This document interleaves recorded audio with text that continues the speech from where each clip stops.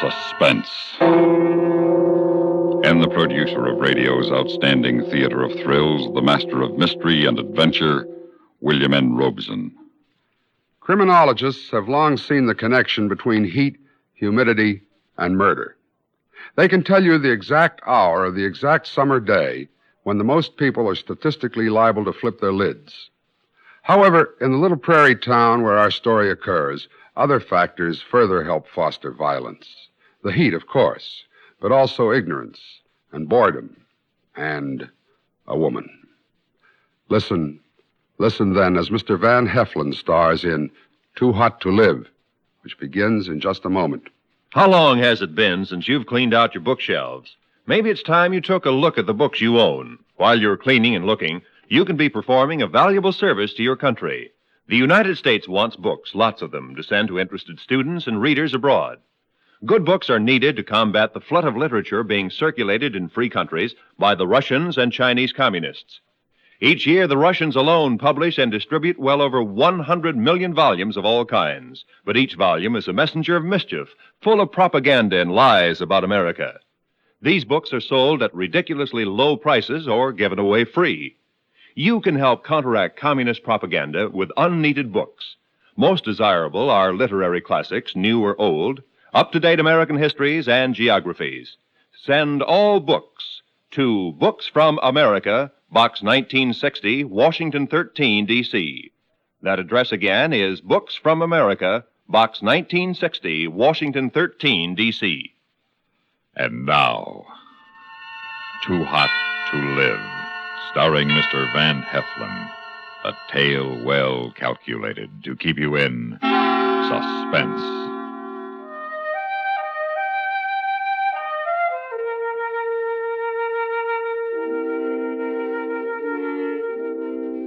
The sun is starting to pucker the tar road leading into Marcus Junction. Sweat is beginning to streak through my shirt. My shoes are sucking tar every time I lift them. Sole of one boot busts loose and starts flapping against the road. That's bad. A drifter needs a good pair of shoes, and I'm on the drift.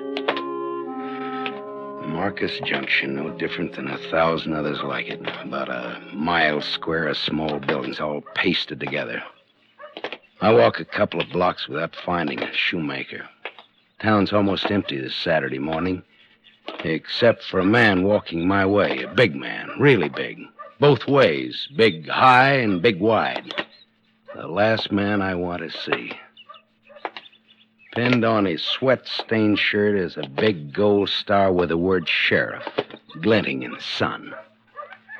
Good morning, son. My name's Benjamin. Benjamin Maxwell. Good morning, Mr. Maxwell. Benjamin, could you son. Call me Benjamin. That's the handle that shakes this pump. What's yours, boy? Jeff Casey. That's a good name. What brings you to our town, Jeff? Oh, well, I'm just passing through. I wonder where I could get this shoe fixed. Well, pretty socks. Yeah. But who'll take care of the shoe? Well, I'm going down to Stacy's for a cup of coffee. Shoe fixer's right next door. Come along, Jeff. Thank you. Say, how do you like this weather? If it gets any warmer, it'll be almost too hot to live. In a manner of speaking, you understand. Yeah, I understand. Well, here's the shoe repair. I'll be next door. Leave your shoes and waddle in on them pretty socks of yours. I'll buy you a cup of coffee. The shoemaker tells me that my shoes will take a couple of hours, so I start next door to join Benjamin. I don't know, maybe I'm feeling pretty good, but I pull an old schoolboy trick. I take off my socks, roll them up, and throw them on the counter with my shoes. Then I walk outside to feel the cool, shaded pavement prickle up through the bottom of my bare feet. Through the window next door, I see 4 people in the restaurant. Benjamin waits for me to come in. Inside the entrance, a blonde waitress is arguing with a skinny old man in faded Levi's. The moon-faced short-order cook is soaking in every word of the argument. Oh, Jefferson. Oh, yeah, hi, Benjamin. Well, I come for that coffee. In a minute. Rachel's about You'll said find it her on the piece. menu next week. Now find yourself a street corner and get it out of your system. Oh, you are bad, bad beyond all saving. See you around, Pop. I don't hope. That girl plays rough. That's just Rachel's way, Jefferson. Well, I see you lean to bare feet. Yeah. Hey, what's yours, good looking? Coffee, please. Black. Coffee, barefoot. Like you, handsome. Ah, your friend's real pretty, Benjamin. You think everybody's pretty, Rachel. But he's a doll. Be around long, handsome? It's long enough to get my shoes fixed. Oh, too bad you ain't sticking around. New faces are scarce around here. Especially one like yours. Well, I've got some law to enforce. Now, you behave yourself, Rachel. You know it. Tell me what it's like in the world outside, handsome. Hey, Rachel, why don't you put up some more coffee? Tend your bacon, lover. I got company. Is that your boyfriend? Lover boy there? Oh, no, that's Kenny. He's keeping company with a hot grill. You oughtn't to talk about me like that, Rachel. It ain't very nice. Then don't bother me while I'm with my friends. Hey, handsome, I'm off about now.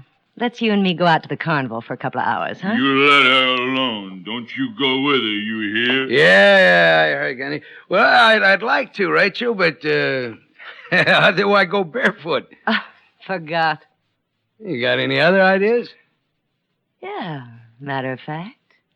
I live upstairs over this greasy spoon. Let's go up and mix ourselves something cool while we wait for your shoes. You can't do that. It ain't nice. It don't look right. Let's go, Rachel. No, you can't. I'll stop you. I'll come up there after you. You do, and I'll barbecue you on your own grill.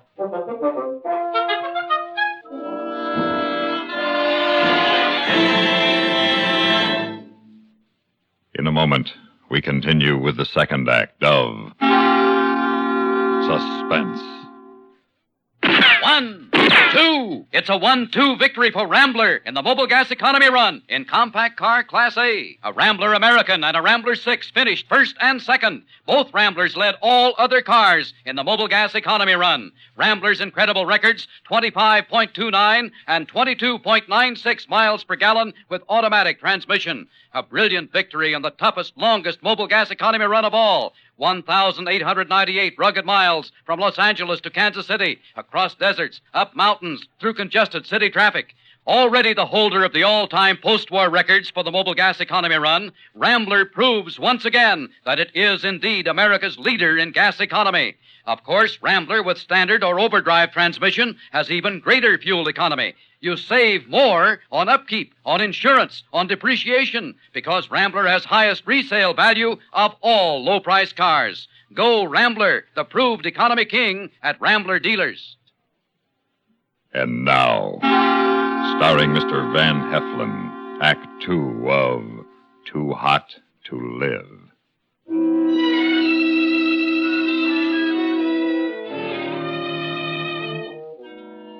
Be it ever so humble, this is home. Yeah, it's a little small, ain't it? Let's kick out a wall or something. The windows don't help much, but the drinks will. Hey, why do you have to lean into the kitchen? Why don't you just walk in? Fresh varnish on the floor. The heat don't let it dry. Long reach for long drink. Well, it's a long day. Here you go, handsome. Hey, don't you believe in mixing anything with your drinks? What for? The cubes will melt. What do we drink to, handsome? The heat. The heat. Cools you off, don't it? It burns its way down and explodes in my stomach. My pores open and the perspiration oozes out. It goes down fast, and then another and another. I'm going numb. The heat, no food. Everything's moving around and around, slow and then faster and faster. And then the black rolls in, soft, hot blackness. And I pass out.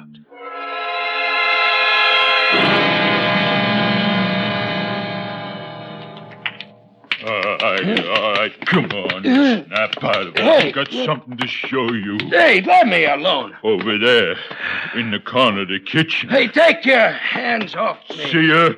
That's how I found her. You beside her and your filthy hands still tied around her throat. You killed her. You killed Rachel. It doesn't make any kind of sense. The bathroom door is open. I stagger toward it, stepping on broken glass. Pain, stinging.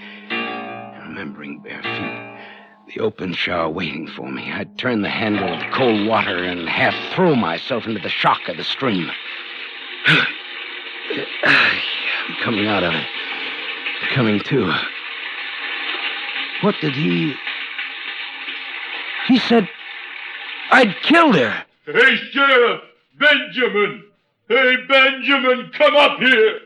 I got a dirty killer for you. Kenny That shouting house it out of the window and to you're Benjamin. still Rachel. I gotta get away. I've got to think. What happened? What? I get through the bathroom window. My feet hit the scalding tar on the shed roof. I scramble across it, drop to the street. A narrow alley, and I'm running down it. I turn the corner and run right into Benjamin. All right, Jefferson. Why'd you do it, son? I didn't kill her, Benjamin. I don't remember, but I don't know... sound sure, Jefferson. Don't you know? Well, we were drinking. I blacked out. Drunk? Unconscious? You could still move around. You could have done what was done in that apartment. No, but I couldn't. Why would I want to do that? Well, maybe you played too rough. Maybe she tried to stop you, cut you with a knife. Why'd you run away? Well, I was scared. Kenny said that my hands were around her throat. Well, I'll have to lock you up. Then I'll go back and have a good look around. Maybe I'll find something. And if you don't? Rachel's dead, Jefferson. Somebody killed her. They'll try to hang me. Why can't I remember what happened, what led to this? Sweat's rolling down Benjamin's forehead, collecting along the top of his glasses, sliding into his eyes. They smart and snap shut. I slap at his glasses, knocking them off his face, and grab for his gun. His arm comes down fast, hard, chopping at my hand, numbing my arm, and the gun falls to the road. I run, hobbling up and down, lopsided. Jefferson! Come back here! You can't get far! Jefferson! You'll never get away from me!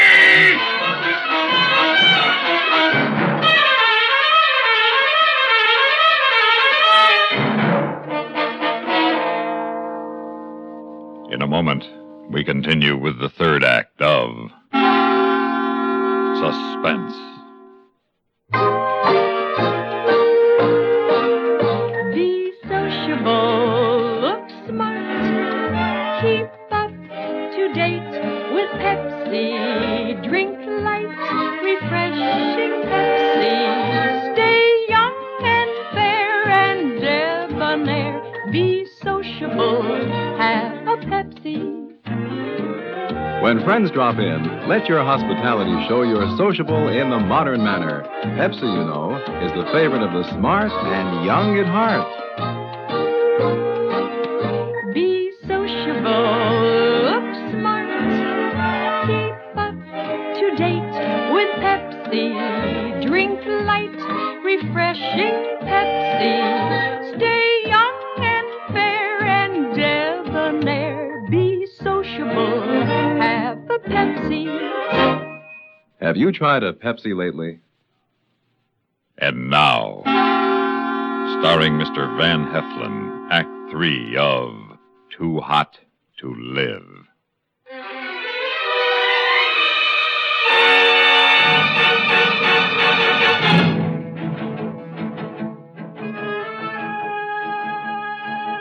I'm running again down the burning street, out to the end of town, toward the railroad.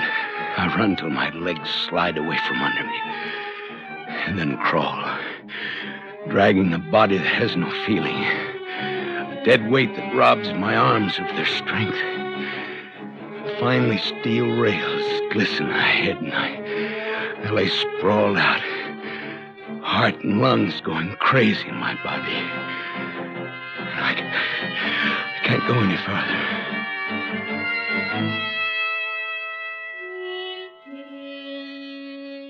sun is moving away toward the west now. And I come to. I'm feeling a little better. I know what I have to do now. Find Kenny in one way or another. Force him to tell the truth. Because he must be lying. I start back to town. Stepping gently, I make my way through the alley to the restaurant. There's a stranger behind the counter. Well, howdy. Hi. Where's everybody? Well, most of them are at the carnival. Some are looking for a killer roaming around. Oh, yeah, I heard about him. I heard he was picked up a couple of miles out. Good deal. You know, Rachel worked here. Yeah, I know. Say, where's Kenny? Oh, he's out at Clovis' place. Wanted to be the one to tell Rachel's father about, you know. Oh, yeah, sure. I ought to go out there and pick him up. Say, I don't know that place too well. How do I get there? You just follow the road down about half a mile out of town. Find a dirt cutoff. Can't miss the mailbox. Thanks. Say, if you miss him, who'll I say is asking? Well, just tell him that his cousin Jim was here. Yeah, well, pleased to have met you. Hey, you ain't wearing shoes. You're the one. You're the killer.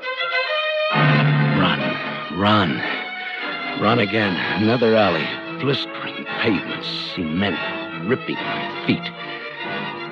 Time is running, too. Running out.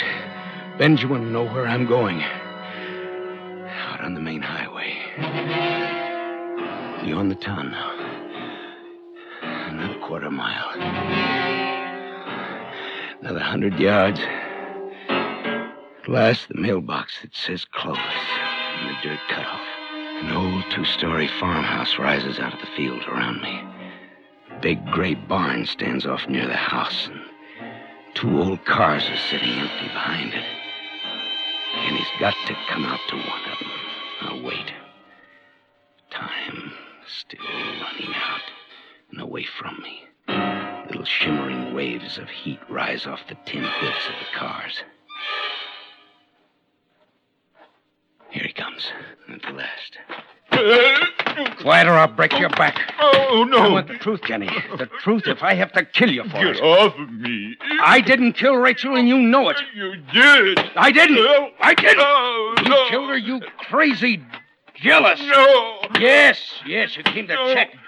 You came to check and you found us drunk and you got wild. You killed her. I didn't. I can prove it. Prove it? There wasn't 3 minutes between the time I left the restaurant and the time I called Benjamin. Not enough time to get up there, kill her, and bring you around. 3 minutes. I can prove it. That's all the time. You did it. Your hands were still around her throat when I came in. You killed Rachel. And there it is. He isn't lying about the 3 minutes. That gloating smirk on his face tells me that. I had killed her. The horror of this afternoon had been for nothing. Shoot him! Don't just stand there. Shoot. He's the man who killed your daughter. He stands there watching. A skinny old man in faded Levi's. A double-barrel shotgun's cradled in his arm, but he just looks at me. A wild fire striking out of the black pupils of his eyes. Shoot him! He killed your daughter. She was no daughter of mine. He killed Rachel. Oh, your father. I thought that was some kind of a nickname of hers that, you know, when she was calling you Pop. She was born to me, and I named her Rachel from the Bible. But she was the daughter of Satan. I'm sorry, Mr. Clovis. Shoot him. Because of him, Rachel is dead. She turned away from me, but within me the voice was strong. I followed her, begging, in the place where she lived. I'm sorry, I was drunk. I was crazy. In that apartment, the stench of drink like an evil cloud. You lying there drunk with the devil's fever. You were there? Shut up, you old fool. And it came to me like a voice from on high. I knew what I must do. You killed her. It wasn't me, it was you. Now you did it. You couldn't keep your mouth shut. You knew he did it, Kenny. You tried to make me believe that I'd been the one. Why? You and tramps like you always keeping her from me. You didn't care. You laughed at me, made Rachel laugh at me. I passed the old man when I went up. I knew as soon as I walked into the room. And you tried to blame this on me. Why not? It wasn't that old man who killed her. You killed her, and you'll die for it. Give me the gun. Oh, no, man. Kenny. Not now. Turn around, mister. Turn around and see it when it happens. Put up your gun, Kenneth. No. No! Ah! Get up, Jefferson. We'll go home now. I never thought I'd be so glad to see you, Benjamin. If you hadn't been so eager to run, I could have saved your feet a lot of wear. I knew you weren't a murderer, son. You knew? I went back to the apartment.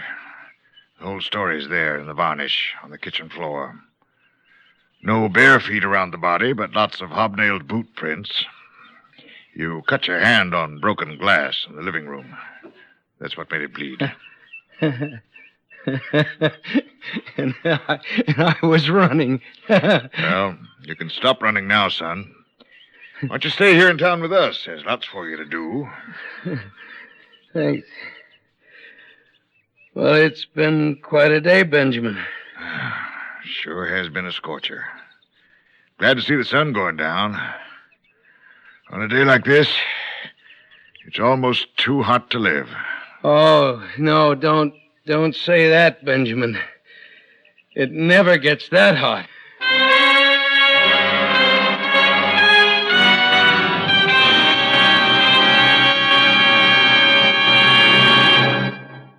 Suspense, in which Van Heflin starred in William N. Robeson's production of Too Hot to Live, written by Sam Rolfe.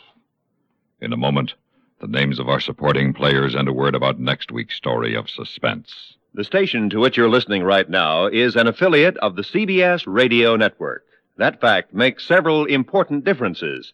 Take the matter of news. Over this station, you hear frequent reports gathered by the foremost broadcast news organization, CBS News.